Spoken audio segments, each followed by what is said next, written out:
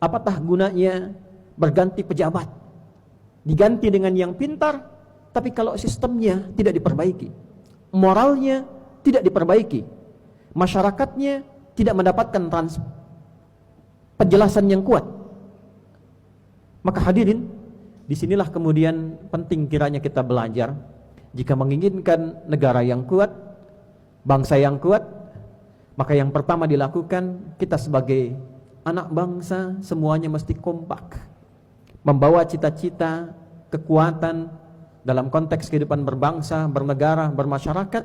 Jika kita menginginkan Indonesia yang kuat, Indonesia yang emas, maka setiap warga negara Indonesia wajib menjadi kuat, menjadi emas, kemudian kompak bergotong royong, mental para pejabatnya diperbaiki, keimanannya diperkuat, ketakwaannya ditingkatkan, dan dengan keimanan dan ketakwaan itulah kemudian keberkahan bisa dibuka. Walau anna ahlal qura amanu wattaqau lafatahna alaihim barakatim minas samai wal ard.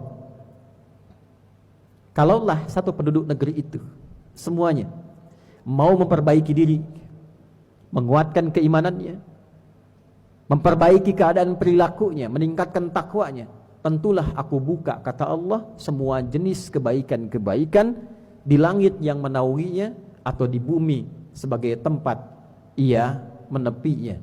Walakin kadzabu, namun masih ada segelintir orang yang mendustakan janji-janji itu, tetap kepada perilaku yang menyimpangnya, tetap senang dengan perbuatan kriminalnya.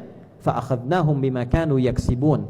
Maka karena perilaku mereka itulah kemudian negeri itu tetap larut dalam krisis, tetap larut dalam keburukan, dan hukum alam berlaku.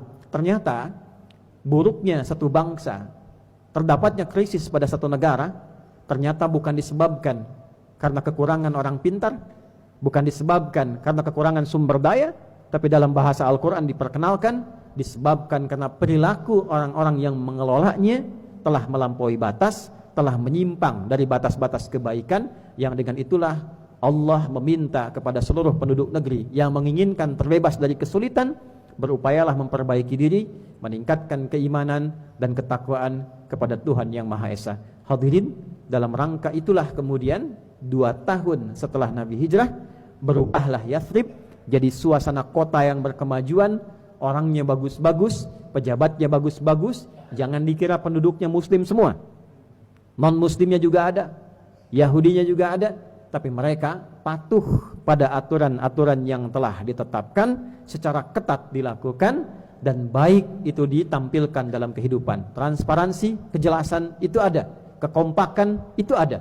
Maka diawali dengan nilai ketuhanan yang Maha Esa, menguatkan diri untuk mendekat kepada Allah Subhanahu wa Ta'ala, memuliakan manusia dengan adil dan adab, masyarakatnya bersatu, lalu kemudian diusung azas musyawarah, kerakyatan dalam konteks musyawarah dengan hikmat, pimpinannya hikmat di dalamnya, wa amruhum syura bainahum, bahkan turun surat tentang musyawarah di dalamnya. Baru terciptalah kemudian keadilan sosial di konteks masyarakat pada masa itu. Maka semua kalau dihimpun jadi satu, suasana kota yang menginspirasi, mencerahkan, berkeadilan, menyatukan, makmur di dalamnya, maka kata yang mewakili dari semua makna itu adalah Al-Madinah Al-Munawwarah. Sampai hari ini kota itu tetap bernama Al-Madinah Al-Munawwarah, bahkan ada larangan untuk menyebut lagi dengan Yathrib karena suasana tempat itu sudah berubah menjadi kota yang diberkahi oleh Allah Subhanahu wa Ta'ala. Semoga Indonesia pun diberikan jalan oleh Allah untuk menjadi negeri yang makmur, negeri yang kuat, yang diridhai oleh Allah Subhanahu wa Ta'ala, seperti Madinah dulu mendapatinya. Baldatun thayyibatun wa rabbun ghafur.